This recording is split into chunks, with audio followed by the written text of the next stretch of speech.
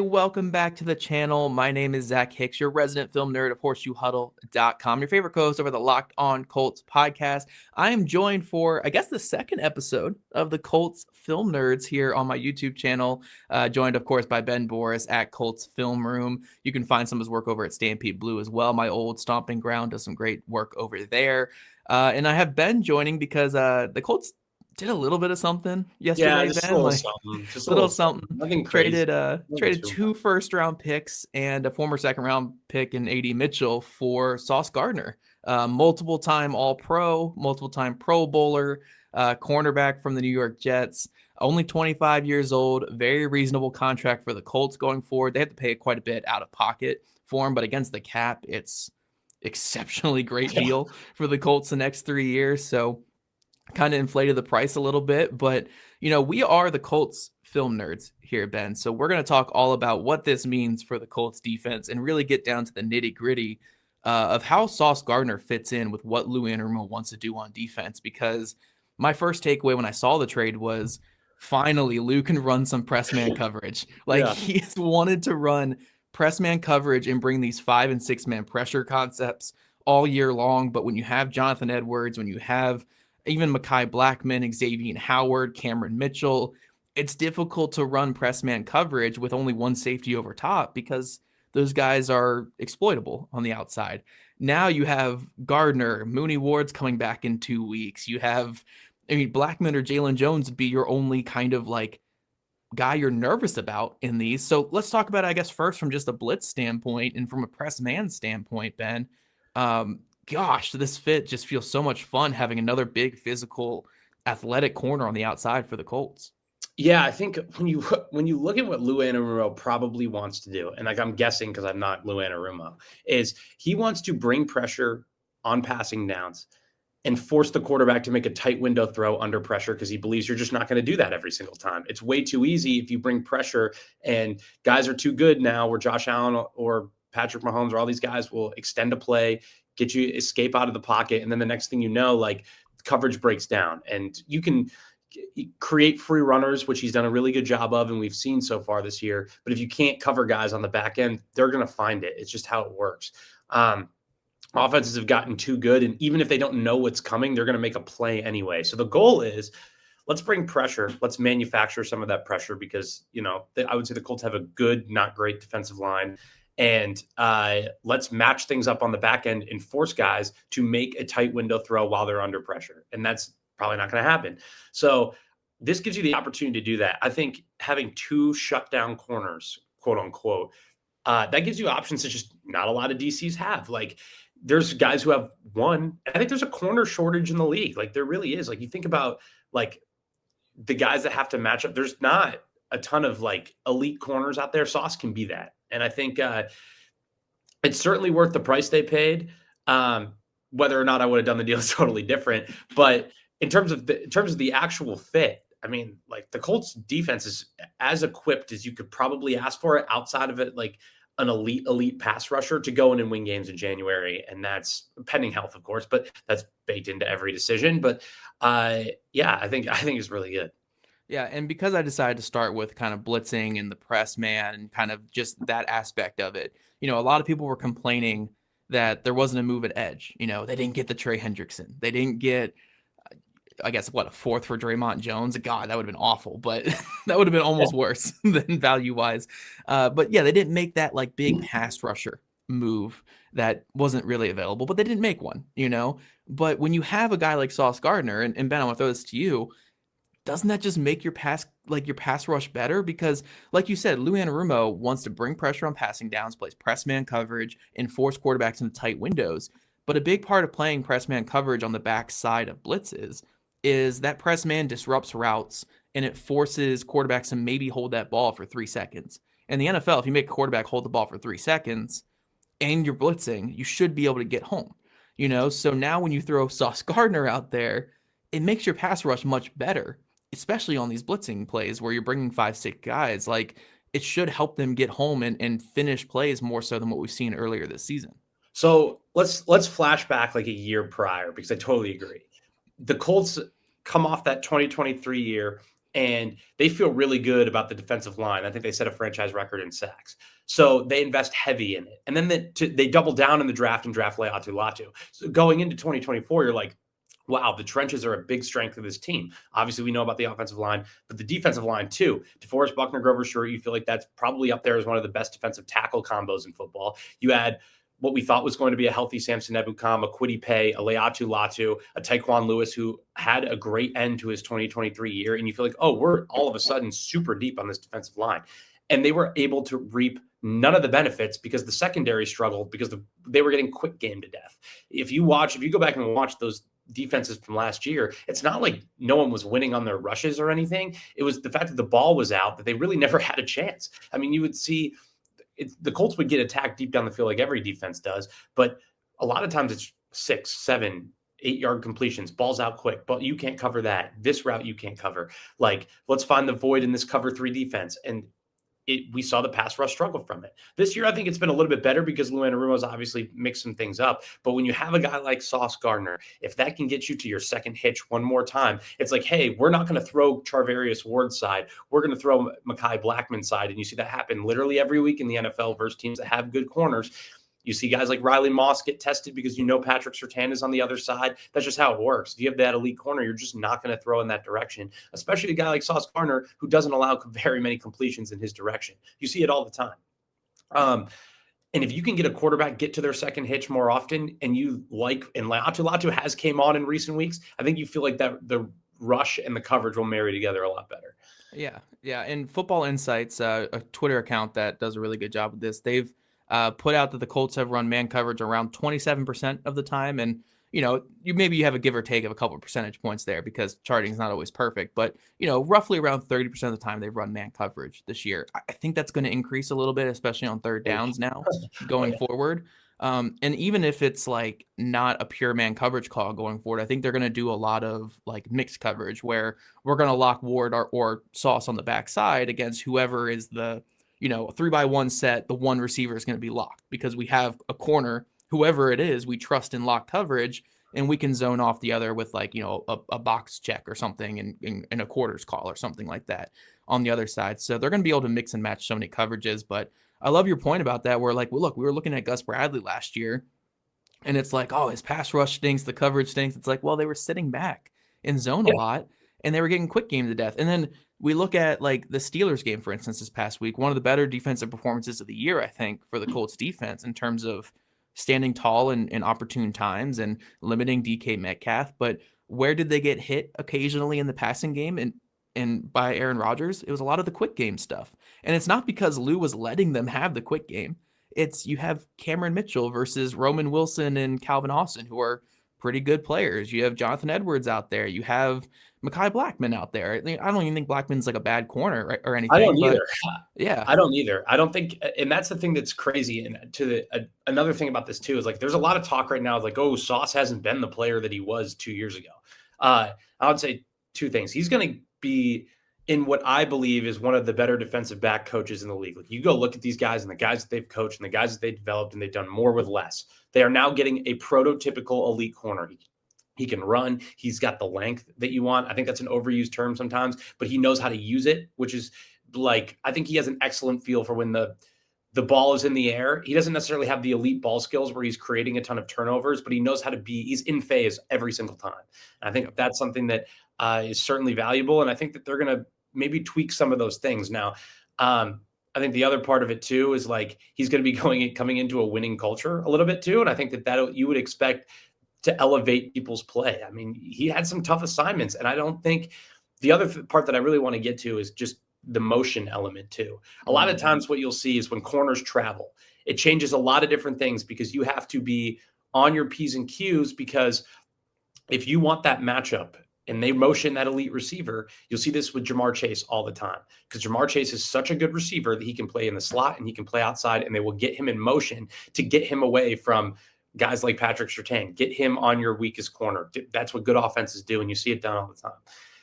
Well, if you can stay on one side of the field, because it's like, okay, you can run away from Charvarius Ward. You're just going to see Sauce Gardner. You're going to run away from Sauce Gardner. You're going to see Charvarius Ward. So like the Colts know that like whether you think Travarius Ward is better than Sauce Gardner, Sauce Gardner better than Travarius Ward, whatever, you don't feel like it's a complete liability whenever you go out there. That is so valuable when you think about the rest of the defense and how it plays together. Yeah, no, for sure. And I really want to get back to that. But since we're around the 10-minute mark, let's pull away from kind of the blitzing Mhm. and the like press man aspect of it and just talk about Sauce Gardner himself.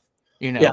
Gardner, I do think the play has dropped off a little bit the last 2 years from where it was the first 2 seasons. I think part of that, especially this year, has been the drastic change in defensive system where Aaron and Glenn, they are running man coverage like no one's business. So much man coverage. And it's not just press man, it's off man, it's man without blitzes in front. They ran a lot of man coverage and they put him on number one wide receivers. So there were some issues this year in man. And then last year, there were some tackling issues, some effort issues that certainly popped up in that Robert Saleh and Jeff Wilberg type of system that he was in. But overall, I still think these last 2 years, he's been a pretty good corner.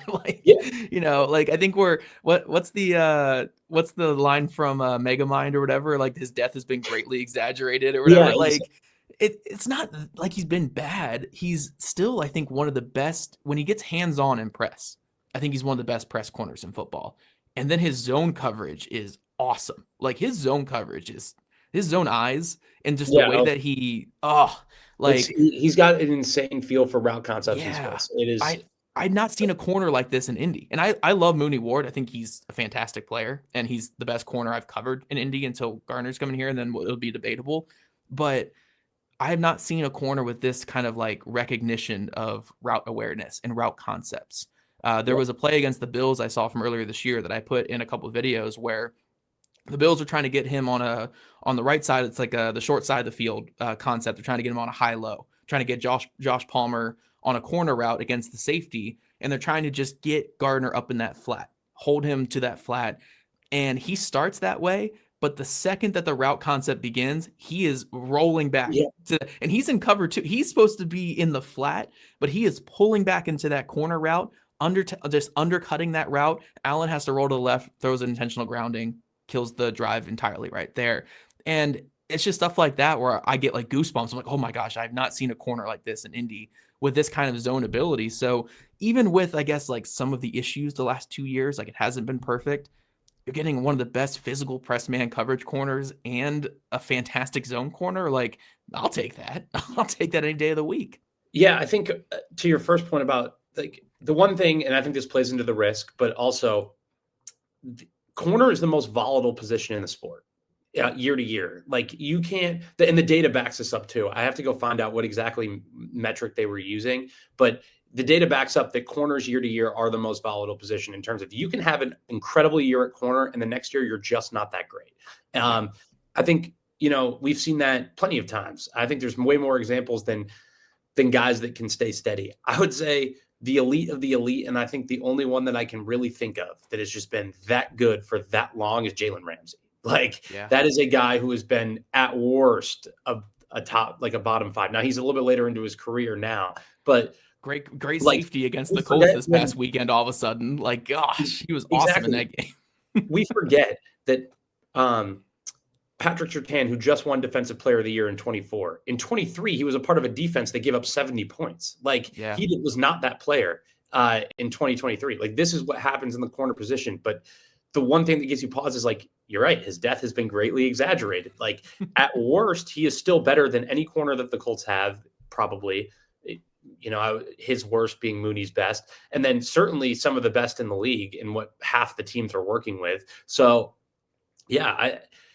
getting that type of player for the Colts is huge because you expect him to be a little bit better with obviously the coaching that he's going to get in Indianapolis. Like the work that they've done, I think it speaks for itself. And then also the situation that he's popping himself into. So I think I know that he's had some down years. It hasn't been the same. And I think you make a great point with the scheme change. I would also say there was that quote that everyone said like, it was a top 5 defense and they're tearing it down. And I was like, well, I'm looking at that. I was like, they're clearly talking about the 23 defense, which was elite that year. Where they got rid of Mosley and Williams or whatever, or Mosley might be there. I don't remember, but maybe. Yeah. But I expect if you're getting Sauce Gardner as like and they didn't buy low, but if this is at his lowest, we know what he can be at his highest. And I think, again, like you don't want to have an excuse that, oh, we didn't win a playoff game because we got torched at corner and that was a need that was looking at us in the year. So Yeah. I think that this is incredible. I think it gives them a ton of flexibility in terms of what they want to do. And like, I really do expect Gardner to hit the ground running in Indianapolis. I do. Yeah, it could be as early as this week getting out Yeah. there in Germany. He has a clear concussion protocol this week, but we'll see. But yeah, it could be as early as this week for the Colts. But you and I have been watching a lot of his film. I'm assuming I know you were driving yesterday, but I saw you Of posting some course. clips this morning on Sauce Gardner.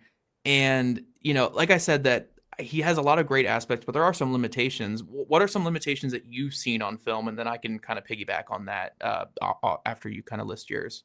Yeah, I'd say he's not the best tackler in the world. I think you look at his size, and he's got that kind of like slender frame, and that does not limit yourself to sticking your nose in some of the things.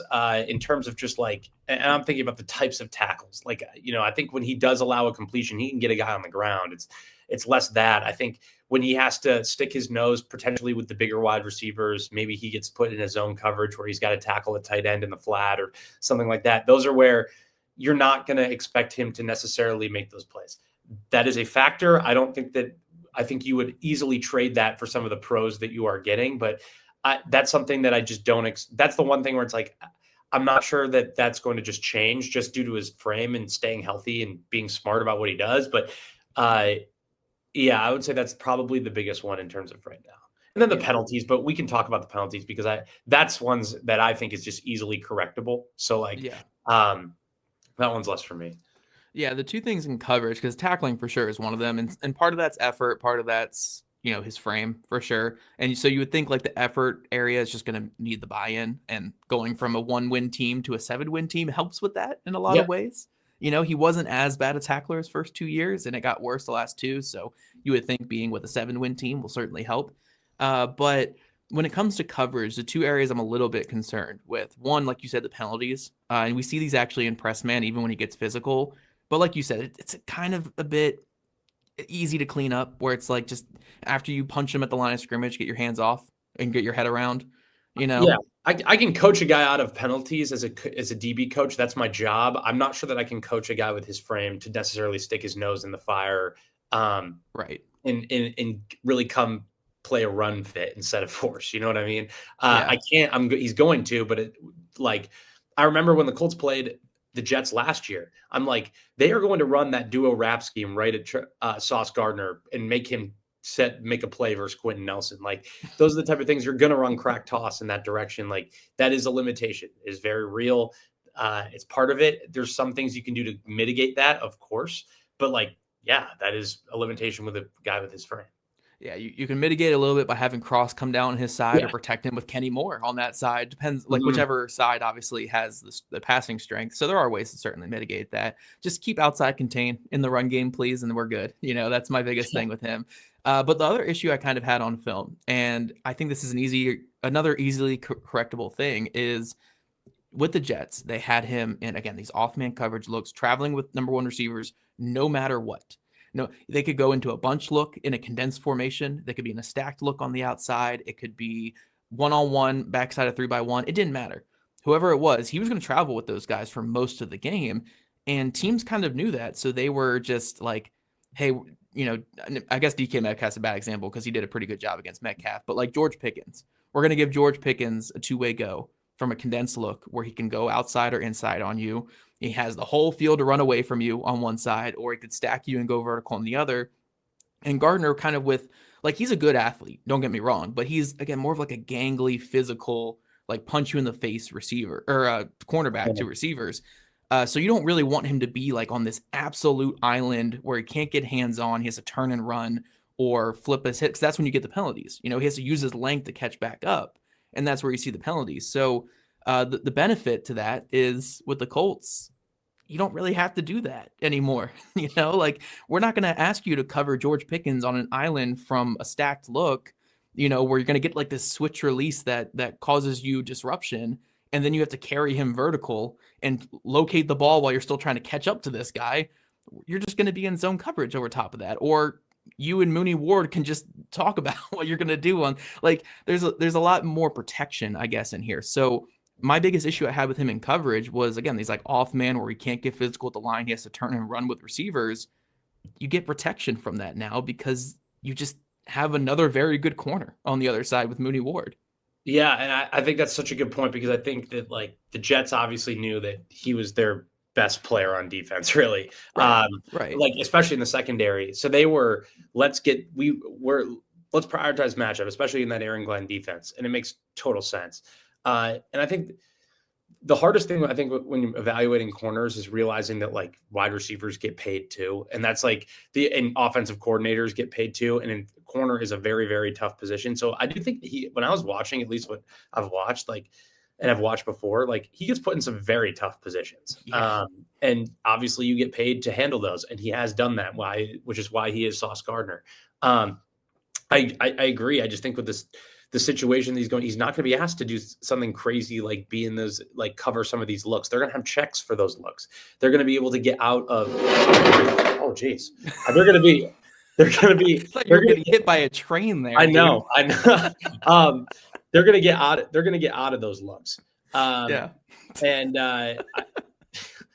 that's a great blooper. Oh my God. It sounded like a train was coming through your window. I'm like, oh gosh, Final Destination here. No. Yeah, I know the audio is terrible. No, but to your point, like they're not going to put him in a lot of those situations. And I think that's why this is just such a good fit from the team he's entering on. It's not like he's going to go head to a team. It's like, we don't have a corner. We just need someone to cover the elite way. And then it's just a copy paste. Like You're going to be entering a situation where he will be still very, very good, but he's going to be in a second. Like, this is the conversation of the best secondary in football when healthy. Like when healthy, it's going to be really tough. It's going to be real tough.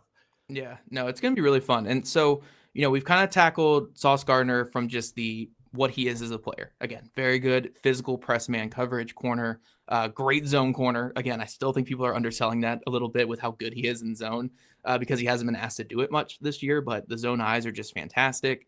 And also just what this allows Lou Anarumo to do in terms of press man and physicality. But like just to segue this now to the overall talk with the Colts secondary, like there's kind of like no excuse now with the secondary, like a lot of the excuse this year was like, yeah, Xavier Howard's out there. Yes, Cameron Mitchell's out there. Jonathan Edwards, undrafted free agent, he's out there.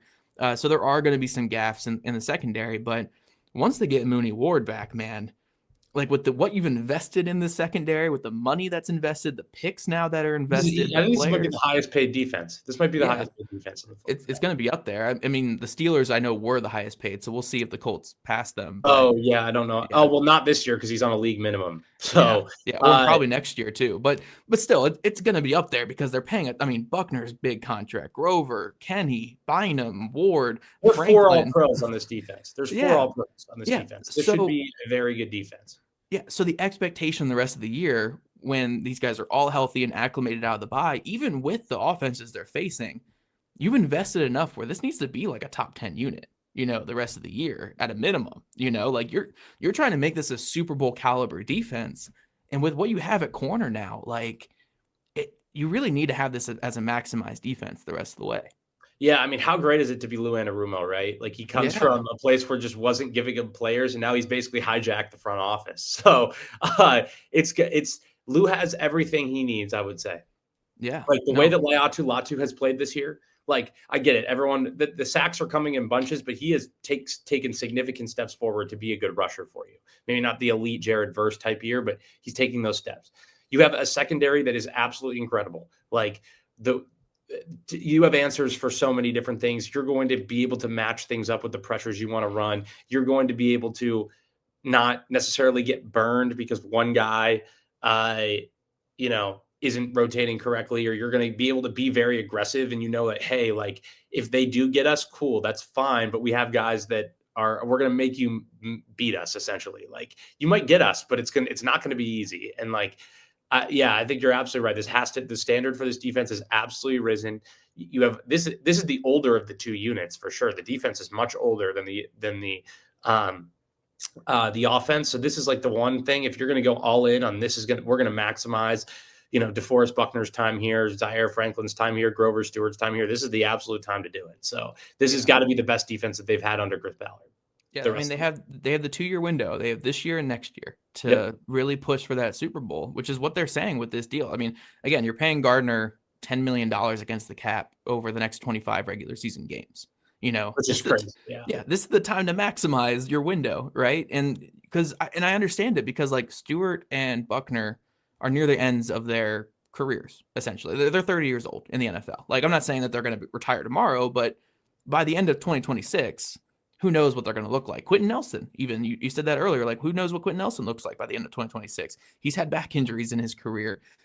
Kenny Moore, pushing around 30, he's had a lot of injuries in his career. Who knows what these guys look like by the end of 2026? So they're really maximizing this 2-year window.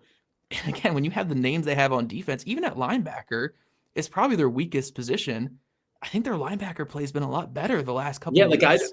I think Jermaine Pratt has kind of fit in really well. You haven't heard a lot about Jermaine Pratt, which their run defense has been a lot better since he's got here. A lot better.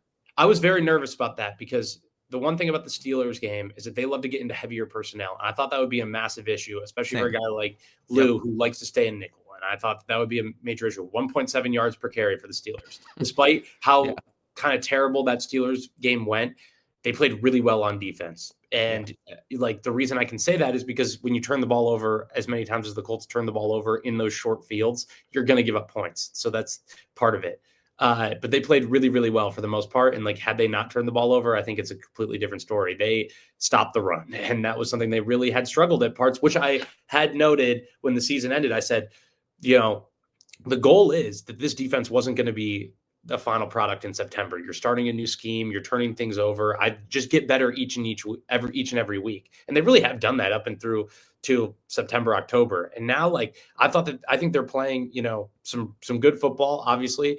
I think they'd have an opportunity to now play great football, and that's what they have to do for this to be worth it. Yeah. And the best part of this too, like obviously injuries will happen because injuries always pop up. But like you and I have said a lot when we've talked early in the season is they've struggled to have the same guys on defense all year because of injuries and retirements and releases. Like it's been the turnover at linebacker, the turnover at corner, even on the defensive line with the injuries recently, they've struggled to start like the same guys. But if they can come out of the bye week relatively healthy, right, getting some guys back and getting back to what they were doing, and they can really just build up chemistry leading into like the last month of the season, they have a really, really good chance to hit their stride going into the playoffs where, Gardner and Ward and Kenny and these safeties and, these two now established linebackers as your two starters, your defensive line has been now established. And now your NASCAR package because Adetomiwa was getting more snaps in those situations. He's a big reason you do this. So the last point I want to just make is like when you do something like this, you are betting on a lot of the young talent that you're probably not seeing on the field to develop. And then you're also betting on the coaches to develop them, which the Colts have been. Like you look at this team, they're a great draft and develop team. And that's why they are where they are right now. So yeah, for sure. But I think really in that like last month or so of the season, they have a chance to build up that chemistry that they maybe lacked in the early part of the season because there were so many moving pieces. Now Pratt's going to be your linebacker next to Franklin. Now Sauce and Mooney are going to be your outside guys with Jones and Blackman filling in every now and then. Yeah. Now that Tommy's going to be your NASCAR package rusher with Tyquan and Ebukam rotating in and Neville Gallimore's a piece. Like what you have now and you have a chance to build chemistry. But I wanted to give the floor to you because you've been just itching to talk about this Colts secondary coaching that they've had all year. And I keep pushing you off. So I'm going to let you just talk about, because I do think Jerome Henderson and Chris Hewitt have done a phenomenal job this year. I know we can complain about like some issues with Mekhi Blackman and with Edwards and Cameron Mitchell, but the fact that they're sitting at 7-2 with a top 10 defense and EPA per play, regardless of offense they're playing against, when again, they've been starting Mekhi Blackman as their number one corner for majority of the season, which I think is a big testament. Like C or D. Like for them to start the year, you go all the way back to Justin Wally, who I think we forget about potentially in all next of this year, baby. Next year, like 4. The Colts. It's so like it's really funny because it's not funny. The Colts basically started this year and said, we are under no circumstances are we going to let this secondary be bad. That was their goal from the start. They literally from the second the clock hit 0 on week 18, that was their goal. So they go and hire Lou Anarumo, extensive DB coaching. We have seen what he has done throughout his career, consistently doing more with less. Like even in his elite defenses, could you like he had Jesse Bates, who was certainly awesome and is an awesome player. At corner, I wouldn't say that Cam Taylor-Britt or Eli Apple were necessarily to, these elite level talents. They had played really, really well, but I'm not sure that they were elite level talents. Some of the stuff that they were able to get out of them. I think Chris Hewitt with the Ravens has done this consistently. Just the way the guys he's coached. And obviously he's coached guys like Kyle Hamilton and Marlon Humphrey and all this kind of stuff, good players. But he has came in and coached guys to play really good football. And I thought that was the biggest hire as the passing game coordinator. I thought that was a big deal. And then Jerome Henderson too, who's obviously a DB coach a veteran DB coach who they really believed in too, just shouldn't be discredited. So like when you have 3 guys essentially with extensive DB background, I expect them to be able to coach these DBs at a high level. I think we've seen it in Indianapolis. I think they don't get enough credit because they aren't coaching elite players. Like coaches can't make a tackle. They can't cover the best receivers. They can coach you to do that, but they can't necessarily do that. And I think when you look at like the absolute just debacles left and right, this was supposed to be the thing that they invested so much in, and it really hasn't gone their way. Charvarius Ward gets unfortunately hurt twice, actually. Howard. Yeah, like you can even go back to Hunter Waller and Justin Wally, who was supposed to, compete for that. Jalen Jones and Juju Brents, even to start the year in training camp. Like I don't know, Juju Brents didn't even make the roster, but like and maybe he was never a part of the plans, but he never really gave himself a shot. So they were consistently working with things, and this is still a top 10 defense. And they even got to the point where they signed Xavier and Howard and tried to make it work, and it almost did for a little bit.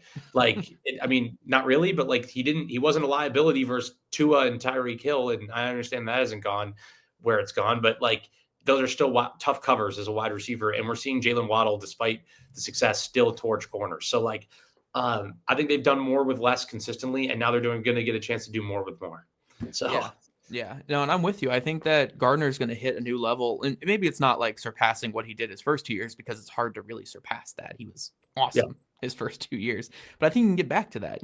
Like the 2 things you're really banking on with this move with Gardner is complete buy-in, which it helps to go to a winning team, winning culture right now with 2 people that has a long-term relationship with, and Brian Mason and Alec Pierce, 2 guys that go back to his Cincinnati days, especially Alec Pierce. I think underselling how big of a friendship that those 2 guys have. They've known each other for a long time. Apparently, they even hang out in the offseason quite a bit as well. So you're going to really bank on that buy-in, but you're also banking on Henderson and Hewitt to really just coach out the couple penalties here and there from Gardner, to coach out some of the bad habits that didn't get like fully ironed out with Gardner. And the thing is, too, he's 25. It's not like he's 30. He's still a kind of a young player. He's in year 5 in the NFL, year 4. So like you can still iron out some things. But that's the craziest part. He just signed an extension. So you're basically trading for a player on a reasonable contract to get the prime years of his career, is what you hope. Like obviously he's earned the contract that he's had, but this is why you pay corners for the second contract. So if he lives up to it, it's all worth it. Yeah, you get an exceptionally high floor and an even higher ceiling, because if you can get him back to what he was, or you can coach out some issues here, you can get him to be that super all pro corner again. So yeah, I think this is going to be a good move for winning now with this Colts team. Again, we can talk in 2 years from now, like if the picks panned out, or if AD Mitchell goes for a couple thousand yards over the next couple of years, like okay, which I hope. This is the first show Zach and I ever did together was on AD Mitchell, and I think we'd be here. No, but we are. So did I think we'd be here? Probably more so than you did, probably but not more so. Probably more so. Yeah, I didn't think we'd be here. No. I do hope the best for AD Mitchell, but if they were like, I don't think that's a nothing burger in the trade, though. I think it feels like a nothing burger for the Colts side, because he was. I mean, at this point, he was losing snaps to Doolin and Gold. But like, I don't think that's nothing for the Jets. That is a great buy low option for them. So the Colts made their choice, I think, probably weeks ago, that they were already going to extend Pierce. So when the Jets asked for AD Mitchell, it was like, we're not doing this unless you throw in Mitchell too. It's like, we'd rather not, but like, we're not going to have that hold up this deal, because we're going to extend Pierce. So I think I understand it from the Colts perspective. I wouldn't have wanted to throw him in there, but if that's the last thing I needed, if I'm already willing to go 2 first-round picks, I'm willing to throw in AD Mitchell for Yeah, this, exactly. I don't like think I think they have felt very good about their ability to draft day 2 wide receivers and develop them. So if a need ever did pop up there, I think they would feel confident in their ability to yeah, do so. yeah. And look, we always got Ashton Dulin who could just fill every role, if Yeah, we I need think him to. maybe it was all over when Ashton Dulin decided to go nuclear versus the Raiders. Maybe that's That's when what it was. it's like the domino or the like Yeah. that Yeah. meme.